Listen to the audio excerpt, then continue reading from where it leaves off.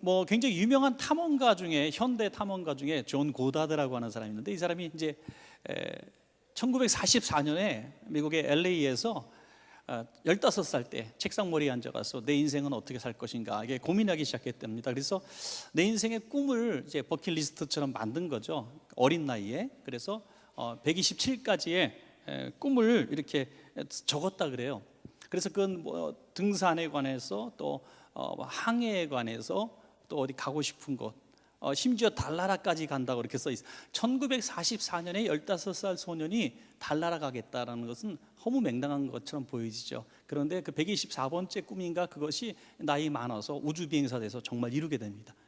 그 대단한 사람이에요. 그래서 이 사람이 1977년대인가 70년대쯤에 자기가 이 여태까지 했던 이런 탐험을 127가지 중에 거의 100가지 정도를 이루고 난 다음에 그 뉴욕 타임즈나 뭐 이런 데 냈다 그래요. 그래서 그 기사화가 돼 가지고 유명한 명사가 됩니다. 그 다음부터 인생은 정말 최고 그 보수를 받는 명사가 돼서 가는 곳마다 대우받으면서 여행을 마저 마쳤다고 해요. 근데 그 사람이 실제로 그 사망 연도가 정확히 인터넷에 나오지 않더라고요. 근데 2011년에 사망했다는 사람도 있고 2013년도에 사망했. 근데 제가 이 얘기를 왜 드리냐면, 이 버킷리스트, 이 127가지의 꿈의 마지막 127번째가 뭐냐면 21세기를 살아보는 것, 이렇게 써 있더라고요. 그런데 21세기 정도가 아니라 2010년대까지 살았던 사람이라고 이렇게 보여집니다. 그는 이 꿈을 이루기 위해서 얼마나 많은 항해를 했고, 지구를 보통 4바퀴 반 이상을 돌았다 그러는데, 자기가 목숨을 정말 담보로 하고 여행하다가 죽을 뻔한 상황, 정말 이건 죽을 뻔했다는 상황만 38번 있었다 그래요. 우리가 생각하면은 정신 나간 사람처럼 보이죠. 세계 8대강, 세계 16고봉, 비인기 조종, 세계 일주, 남극과 북극, 플룻, 바이올린 배우고 뭐 이런 수많은 것들을 어떻게. 근데 그 중에 좀 마음에 드는 거 하나가 있어요. 성경을 다 읽는다, 이게 하나 있어요. 성경도 읽는다. 그러니까 독실한 어떤 신자였던 것 같아요. 그런데 이렇게 자기 인생을 15살 소년 때 자기 방에서 적어놓은 것이 그 인생을 계속 부추기고 살게 하는 원동력이 된 것, 그 자체가 참 신기한 것 같아요. 제가 그 부모라면은, 이놈아 정신 차려, 너 뭐 먹고 살래, 아마 그랬을 것 같아요. 그런데 자기 꿈을 어쨌든 이루었다는 것은 참 놀라운 일 같습니다. 그런데 이 사람은 어쨌든 간에 자기가 127가지 소원을 이루어놓고 그것을 향해서 다른 바퀴를 치는 인생을 살았기 때문에 오늘 세간에 이렇게 이름이 있고, 영광스럽게도 LA에서 있었던 사람이 대한민국 서울의 원촌교회 예화로 들려지고 있어요. 지금 굉장히 영광스러운 사람이죠. 수없이 이름도 없이 왔다 간 수많은 사람들이 있는데 말이죠.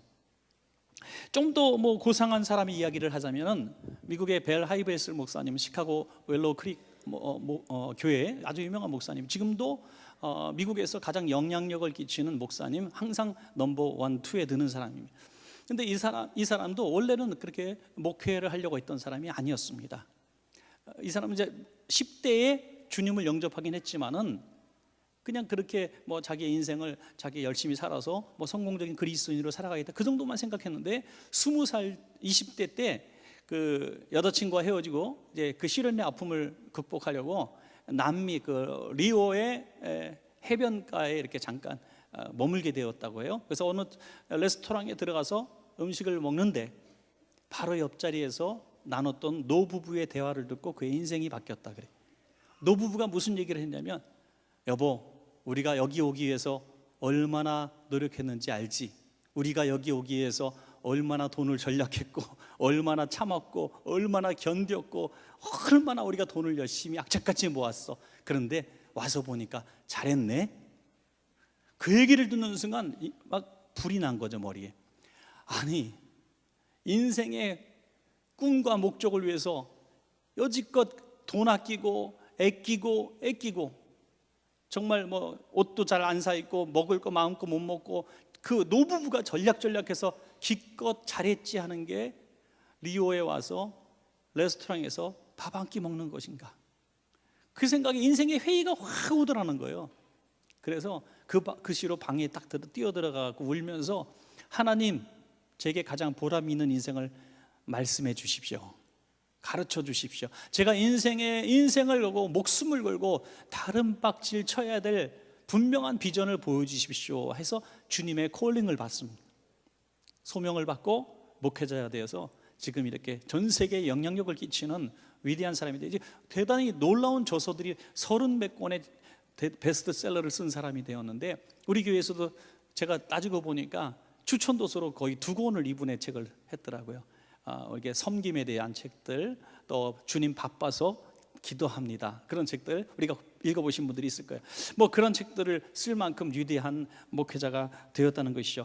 사도 바울은 한 차원 더 고상한 비전을 우리에게 보여주고 있죠. 사도행전 20장 24절에 보니까 내가 달려갈 길과 주 예수께 받은 사명, 곧 하나님의 은혜의 복음을 증언하는 일을 마치려 하면은 나의 생명조차 조금 더 귀한 것으로 여기지 아니하노라. 주 예수께 받은 사명을 위해서 내 생명을 내놓고 다른 박질 친다라고 말할 수 있을 정도로 정말 확신 있는 인생을 살았다는 것입니다. 여러분, 정말 행복한 사람이 누군가? 정말 행복한 사람은 지금 우리가 살고 있는 일, 하고 있는 일들이 정말 잘하고 있는 일이다, 하나님이 기뻐하시는 일이고 뒤돌아봐도 후회가 없는 인생이었다라고 생각하는 것처럼 보람 있는 일이 어디 있겠습니까, 여러분? 너무나 행복한 일을 하고 있는 것이죠. 우리는 사실 하나님의 은혜와 섭리라는 두 단어를 빼놓고는 사실 신앙생활을 할 수가 없습니다. 하나님의 섭리와 또 은혜, 모든 것이 사실 하나님의 섭리와 예정 속에 있다고 우리는 믿기 때문에 어떤 일을 해도 사실 평안함을 가질 수 있고 또 낙천적인 삶을 살 수가 있어요. 그러나 이 섭리보다도 더 우리가 또 은혜를 더 사모하는 단어는 사실 은혜죠. 우리가 비록 실수를 하고 사명을 거스리고 넘어져도 주님은 은혜로 다시 우리를 용납하시고 다시 사명의 자리로 이끄시는 그것도 은혜의 하나님이다, 용서하시는 하나님이다, 이렇게 말할 수가 있습니다. 그러니까 이게 섭리라든지 은혜라든지 사실 굉장히 수동적인 단어 아닙니까? 우리 그리스도인들이 살아가면서 너무나 하나님과의 관계 속에서 너무 수동성을 강조한다는 거예요. 나 하나님이 하시겠지, 뭐 하나님이 하신 일이야, 나 하나님이 하신 일이야. 그러니까 자랑도 못하고 낙심도 못하는, 어떻게 보면 다 하나님께로 돌려드리는, 모든 영광 하나님께 돌리는 것 같은 이야기도 되지만 한편으로는 모든 책임도 하나님 앞에 전가시키고 있는 이런 이중적인 모습을 우리가 보일 때가 참 많습니다. 그래서 우리는 심지어 팔자대로 사는 거지 뭐, 신앙적인 아닌 이름으로 팔자대로 사는 거지 뭐라고 말할 수 있을 정도가 된다는 거예요. 어떤 사람은 정말 자기의 엄청난 하나님 앞에 실수와 죄와 다른 사람 피눈물 흘리게 하는 잘못으로 인해서 누가 봐도 하나님이 징계하신 것으로 큰 사고를 당했는데, 그래도 위로한다고 성도가 찾아가니까 하나님이 저를 복 주시려고 그러는 것이겠죠, 이렇게 얘기할 때 뚜껑이 열리죠. 그죠? 정신 차려, 이거 정신 차려. 예? 하나님의 징계와 하나님의 은혜의 손길조차 구별하지 못하는, 그래서 우리가 얼마나 그 수동적인 태도로 살아가는지 너무나 알 수가 없습니다. 어떤 분은 하나님께서 이분을 이렇게 쓰시려고 하는데 그렇게 쓰는 것은 결사적으로 반대하면서 계속 고난 가운데 있을 때 계속 기도해달라 그래서 기도를 해줍니다. 그러면 그분은 그렇게 생각해요. 목사님이 계속 그렇게 기도해 주시니까 언젠가 되겠죠. 되긴 뭘 됩니까? 기도한다고 이 문제가 해결될 것이 아니라 삶을 바꿔야 이 문제가 해결되는 것입니다, 여러분. 그래서 오늘 그런 예의 능동적 믿음에 대해서 오늘 성경은 너무나 소중한 저는 가르침을 준다고 믿고 있습니다. 오늘 함께 보실까요? 그것은 오늘 함께 읽은 요한복음 5장에 있는 말씀이죠. 2절에 보니까 예루살렘에 있는 양문 곁에 히브리 말로 베데스라는 못이 있는데 거기 행각 5이 있고 그 안에 많은 병자, 맹인, 다리 저는 사람, 혈기 마른 사람들이 누워 물의 움직임을 기다리니 이는 천사가 가끔 못에 내려와 물을 움직이게 하는데 움직이는 후에 먼저 들어가는 자는 어떤 병에 걸렸더니 낫게 되밀어라. 이게 이제 오늘 사건의 배경이라고 할 수 있습니다. 예루살렘 성에는 여러 개의 문이 있는데 그 중에 문 가운데 양문이라고 하는 문이 하나 있답니다. 그 문에 양문 곁에 그 근처에 베데스다, 성지순례 가면은 우리가 그 베데스다라고 하는 그 흔적을 볼 수가 있어요. 굉장히 깊이가 있더라고요. 깊이, 지금 말라버려 가지고 물은 없지만은 베데스다 못이 이렇게, 그러니까 쉬운 말로 우리가 그냥 그 연못 개념이 아니라 저수 탱크, 물 탱크 개념인 것처럼 여겨졌습니다. 큰 물 탱크처럼 이게 인공적으로 만들어 놓은 그런 못이라고 할 수 있습니다. 연못이죠. 지금도 그 당시에 그런 걸 만들었다는 게 놀라워요. 그러니까 돌로 이렇게. 지금도 사실 그 제가 아프리카 케냐나 이런 데 가 보니까 지금도 거기서 그래도 좀 살려고 하는 또 지역에 그래도 NGO 단체가 그래도 많이 후원하는, 성공적으로 후원된 그 지역이 하나씩 있는 게 못이거든요. 저수지. 그러니까 저수지를 만들고 싶어도 그 사람 만들지 못. 그냥 포크레인으로 파서 좀 단단하게 다지면 되는데 그것조차 할 재력이 없기 때문에 사실 그냥 비가 올 때는 홍수가 나고 비가 없으면 뭐 목말라 죽고 그런 악순환이 계속되고 있죠. 근데 벌써 예수님 당시에 돌로 잘 다듬어진 이런 못이 있었다는 것은 놀랍고요. 그 옆에 행각, 사람들이 거주할 수 있는 행각이 5개가 만들어져 있는 그런 모습을 상상해 볼 때 이건 어느 유원지보다도 아름다웠을 것이라는 생각이 듭니다. 그런데 사실은 아름다운 곳이 아니되었습니다. 왜냐하면 그곳에 수많은 병자들의 썩는 냄새들이 진동을 하고 있었기 때문입니다. 그곳에 전설이 하나 있는데 물이 한 번씩 확 요동을 칠 때가 있다는 거예요. 저는 그것을 뭐 실제로 본 적이 없고 또 어떤 역사적 고증도 없지만은 어떤 자연현상이라든지 인위적인 사태인지 모르지만 물이 들어오고 나고 그런 상황인지 모르겠지만 물이 한번 이렇게 요동을 치는 때 가장 먼저 뛰어 들어가면은 어떤 병에 걸려도 낫는다는 거죠. 즉시로 뭐 의사가 진단서내서 이 사람 낫습니다라고 진단한 거 아닐지 모르겠지만 실제로 기분상 낫는지 또 실제로 나은 사람들이 있는지 저는 자세히 알기는 모르지만 실제로 그것이 믿음이 되어서 낫는 사람들이 저는 있었다고 봅니다. 실제로. 그렇기 때문에 이건 유언비어나 단순한 어떤 한 전설에 의해서 그 많은 사람들이 모이지는 않았을 것 같아요. 그래서 어떤 신비한 치유의 현상들이 많은 사람들에게 실제로 나타났던 것 같습니다. 그래서 사람들이 여기에 소문을 듣고 수많은 사람들이 몰려 있었는데 그 중에 1등만 기억하는 더러운 세상이죠. 이게 1등만 기억하는 더러운 세상에 한 패배자의 모습으로 38년 된 병자가 누워 있었다는 거죠. 근데 이 사람은 1등할 가능성이 전혀 없는 사람이에요. 아마 500명 있으면 한 50등까지 30등까지 어떻게 뽑아가지고 다음에 걔네들끼리 또 경쟁해서 그러면 세월이 흐르면 언젠가 1등을 하겠죠. 그런데 38년 동안 내내 꼴찌를 한 사람이 있었다는 거죠. 내내. 이 사람 희망이 없는 38년 된 병자입니다. 그 사람에게 주님이 찾아와 주셨다는 거죠. 여러분, 기독교의 큰 은혜 중에 은혜는 우리가 주님을 만난 게 아니라 주님이 우리를 찾아와 주신 것인 줄로 믿습니다. 여러분, 우리가 오늘 예배드리러 온 게 절대 아닙니다. 여러분, 저는 그렇게 믿습니다. 우리가 오늘 예배를 위해서 내 시간을 버리고 내가 환경을 버리고 내가 교회를 내가 가야 되겠다라고 해서 온 것이 아니라 하나님이 부르셨고 하나님이 오지 못하게 하는 장애물들을 제거해 주셨고 안전하게 차를 타고 이곳에 또 걸어서 올 수 있도록 건강을 주셨고 교통사고를 막아주셨고 예배드릴 수 있는 마음과 환경을 주셨기 때문에 우리가 예배드릴 수 있는 거죠. 그러니까 하나님의 은혜 속에 우리는 살아간다는 것이죠. 그래서 우리가 부르심을 받는 게 참 은혜입니다. 이 38년 된 병사는 희망은 제로입니다. 그때 주님이 부르신 것이 아니라 찾아와 주셨다는 거죠. 찾아와 주셔서 그를 회복케 하시는 회복의 비결입니다. 오늘 저와 여러분도 수동적인, 이 사실은 굉장히 수동적인 은혜를 입은 사람처럼 보이지만 우리가 따지고 보면 이 사람은 주님과의 많은 대화 속에서 적극적인 믿음으로 치유받은 사람이에요. 생각이 바뀌게 됩니다. 그 바뀌게 되는 과정이 저와 여러분의 과정이 되시기를 주의 이름으로 소원합니다. 여러분, 가장 먼저 생각할 것은 이 38년 된 환자는 베데스다만을 의지하고 있었던 자신의 잘못을 깨닫게 됩니다. 베데스다만이 희망이었다고 생각했던 그의 생각이 틀렸다는 것을 예수님 만나고 깨닫게 된 것이죠. 내가 낫기를 원하느냐라고 물어보실 때 7절에 보니까 병자가 대답하되 주여 물이 움직일 때에 나를 못에 넣어주는 사람이 없어 내가 가는 동안에. 어떻게 간다는 거예요? 그 가는 동안에 얼마나 느리게 갔겠어요. 그러니까 다른 사람이 쏙 간 거죠. 여러분, 이 38년 된 중풍병자 누워있다가 일어나서 어떻게 일어날 수 있겠습니까? 너무너무 힘들었겠죠. 이 걸음 속도가 느리니 그냥 먹잇감이 되는 거죠.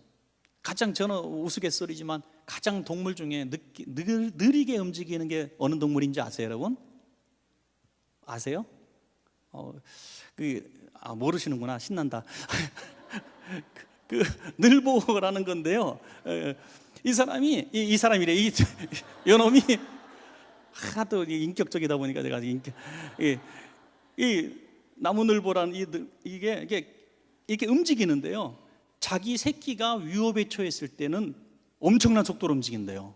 자기 새끼가 위협에 처했을 때는 1시간에 30cm 정도. 하루 종일 움직여도 어떨 30cm, 뭐 1m 이내. 그러니까 자기 새끼가 위기에 처했어도 뭐 몇 cm 못 간다는 거죠. 그러니까 얼마나 느렸겠냐. 그러니까 1등만 기억하는 동물의 세계에서 먹잇감이 될 수밖에 없는 거죠. 여러분, 이 38년대 명제는 베데스다의 행각다섯에 모인 수많은 경쟁자들과 싸워서 절대로 이길 수 없는 그런 사람입니다.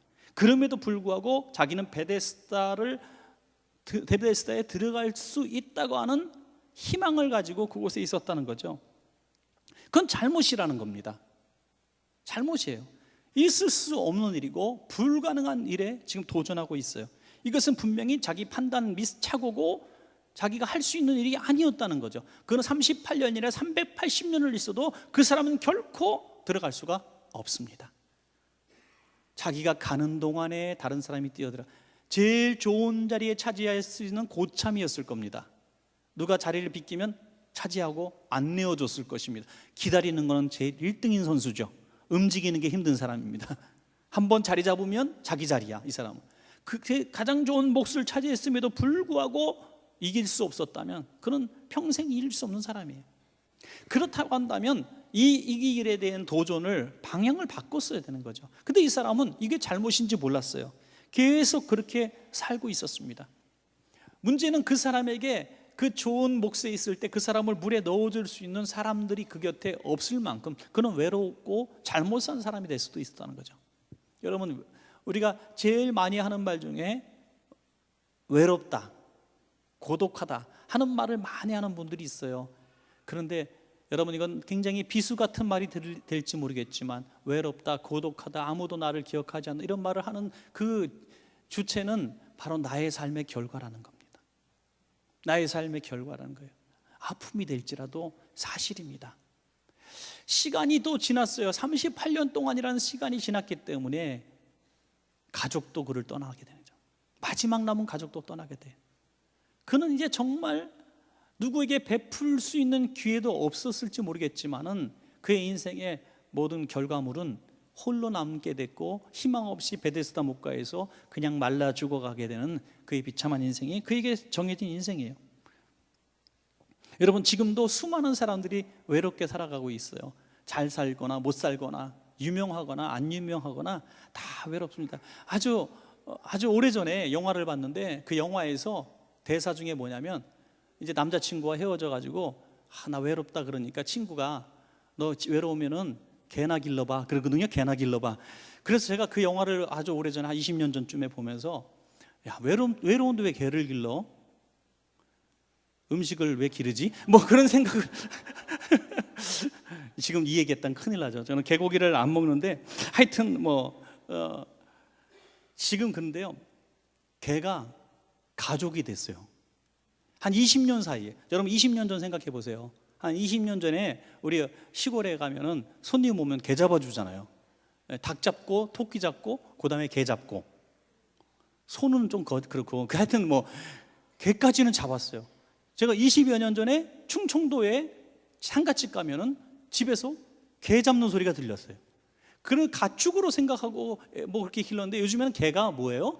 가족이에요. 가족. 20여 년 사이에 이 놀라운 변화가 일어났어요. 개가 가족이 되는 사건이 벌어졌단 말이에요. 근데 이게 비하시키는 얘기가 아니라 그렇게 될 만큼 외로운 시대를 지금 살고 있다는 거예요.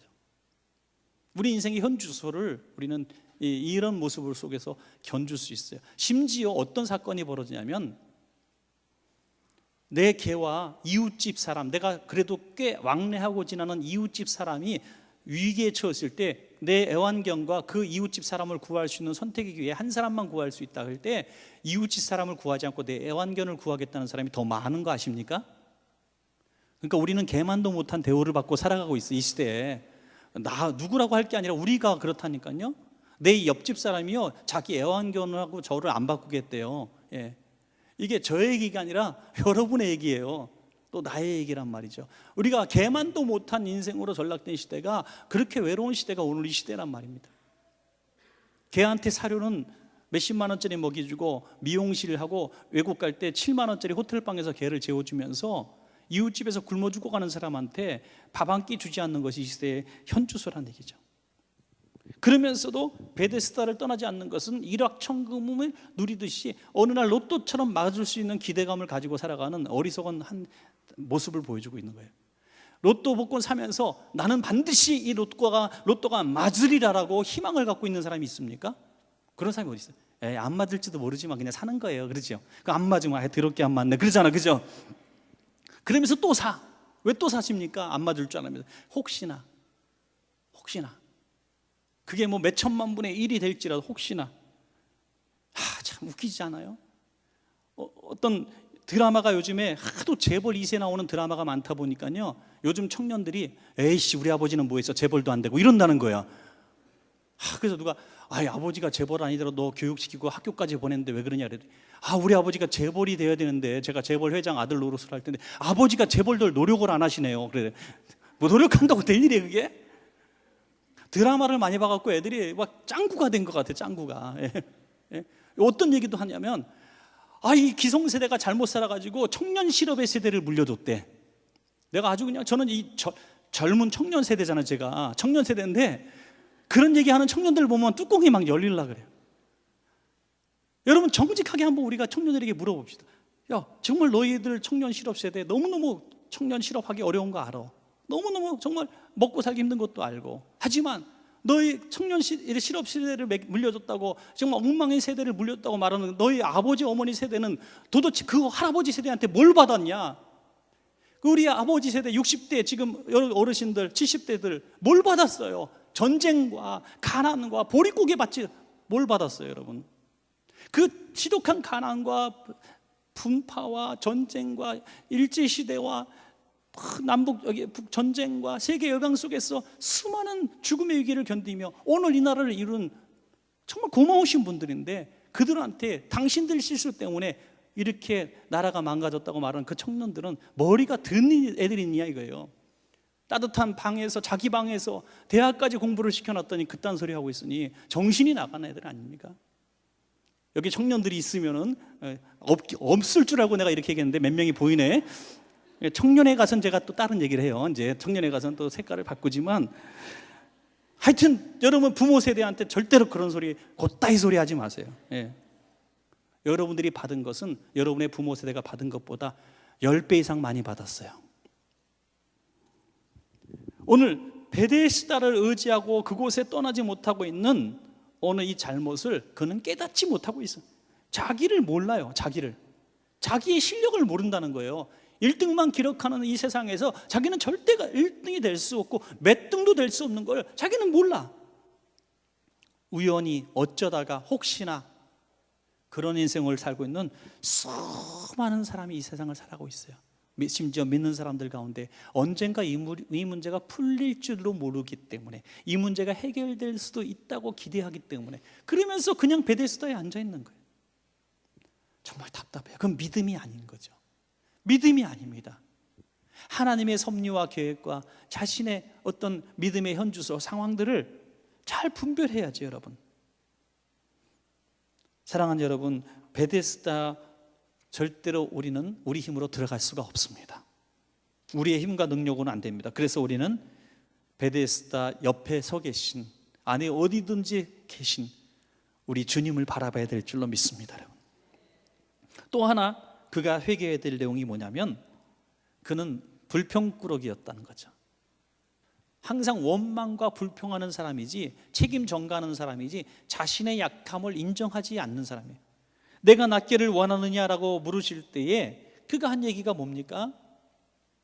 병자가 대답하되 주여 물이 움직일 때에 나를 못에 넣어주는 사람이 없어 내가 가는 동안에 다른 사람이 먼저 내려갑니다. 두 가지 핑계를 대는데, 하나는 나를 물에 넣어줄 사람이 없다는 핑계 하나와 내게 새치게 하는 경쟁자들, 불법과 편법을 행하는 사람들이, 반칙을 하는 사람들이 너무나 많아서 안 됩니다. 자기가 번호표 갖고 기다렸으면 1등일 텐데 번호표 새치기 하는 사람들 때문에 저는 못 살았습니다, 이렇게 얘기하는 거죠. 그는 지금 자기의 잘못은 없고 계속 다른 사람들의 잘못이라고 얘기하는 겁니다. 나를 넣어줄 사람이 왜 없느냐? 없게 살았으니까 없는 거죠. 새치기 하는 사람, 내가 지금 몸이 안 되니까 새치기 하는 거지, 당하는 거죠. 그 사람은 문제가 없습니까? 그 사람도 문제가 있는 사람이죠. 그 사람도 간절한 마음 가지고 몇십 리 밖에서 온 사람일 수도 있는 것이죠. 그 사람이 나보다 더 절박한 사람일 수도 있습니다. 그 사람이 물에 들어가서 나야만 그 일가족이 구원받을 수 있는 사람도 있고, 그 안에 장군도 있을 수 있고, 한 나라를 구하는 왕도 있을 수가 있는 것이죠. 자기는 나와봐야 그냥 자기 혼자 조금 더 사는 것뿐.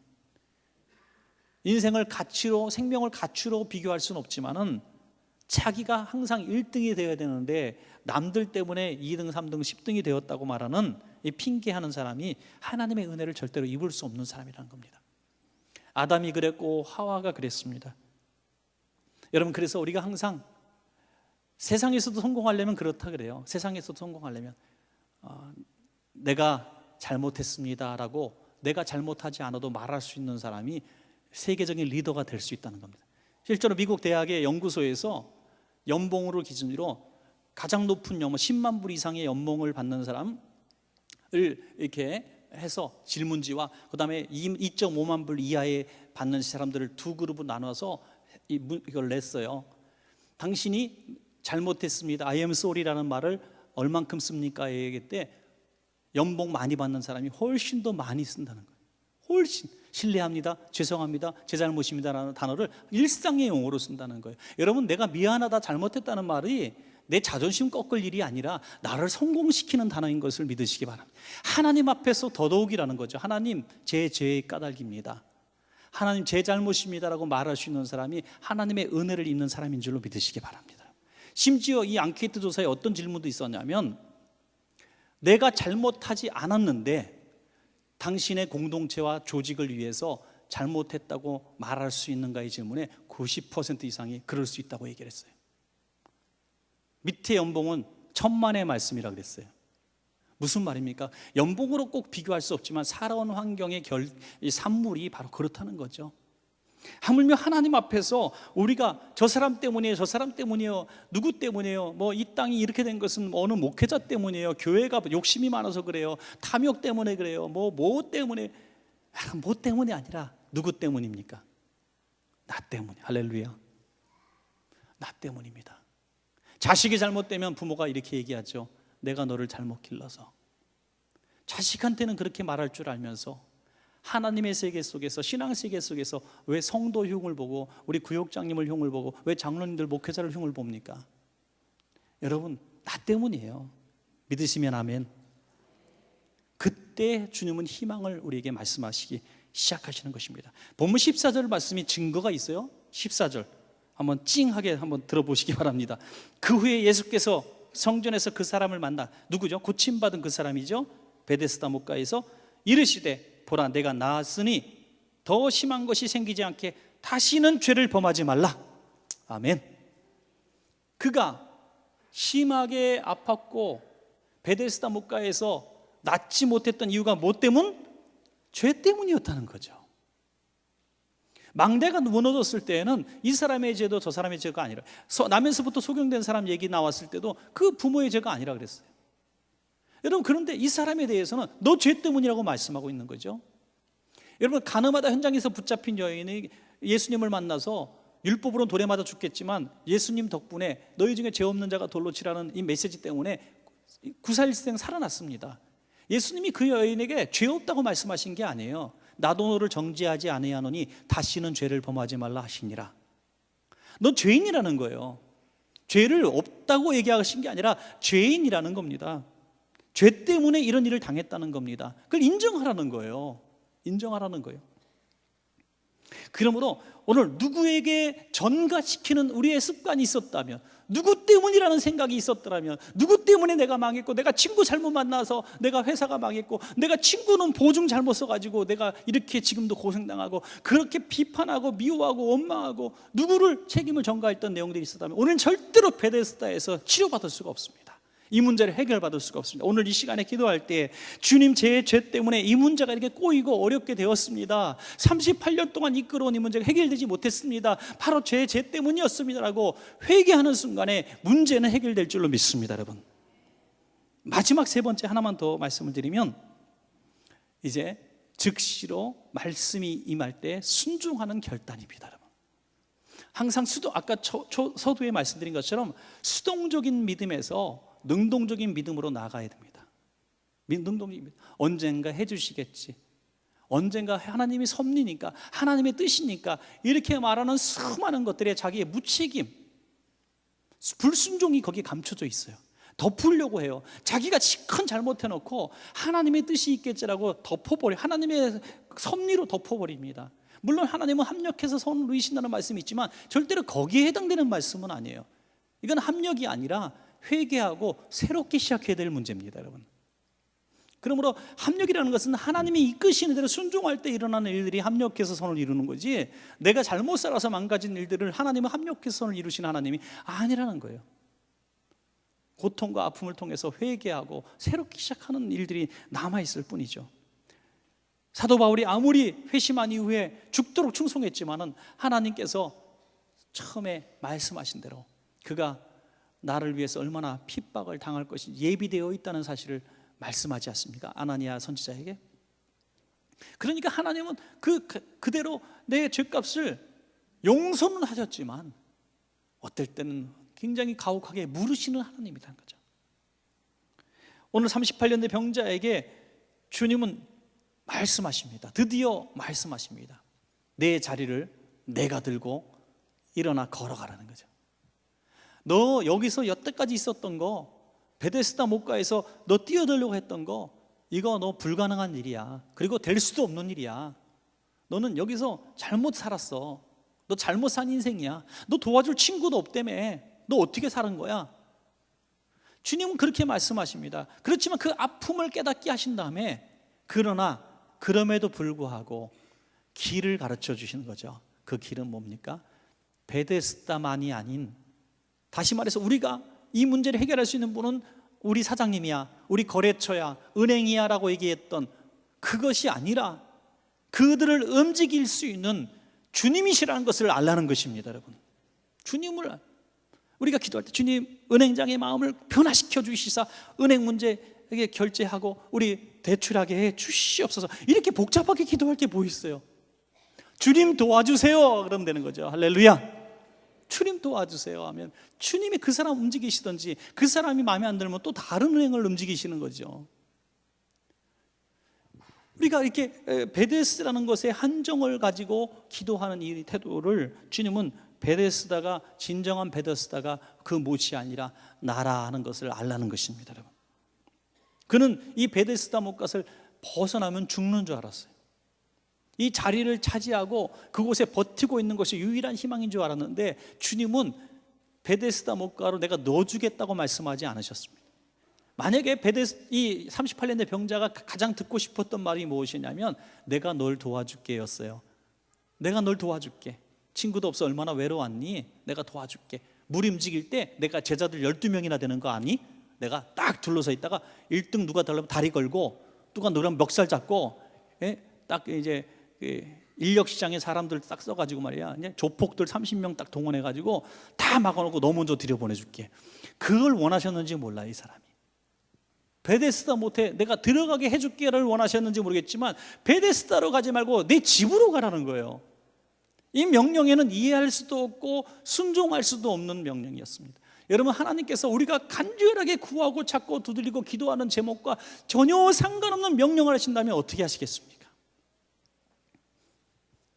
주님이 길이라는 사실을 믿을 때 순종할 수 있는 것입니다. 여러분, 내가 원하고 내가 계획하고 이게 해결이라고 이미 다 정돈하고 바라봤던 것이 해결이 아니라 그 말씀으로 하시는 주님의 말씀이 능력이라는 거죠.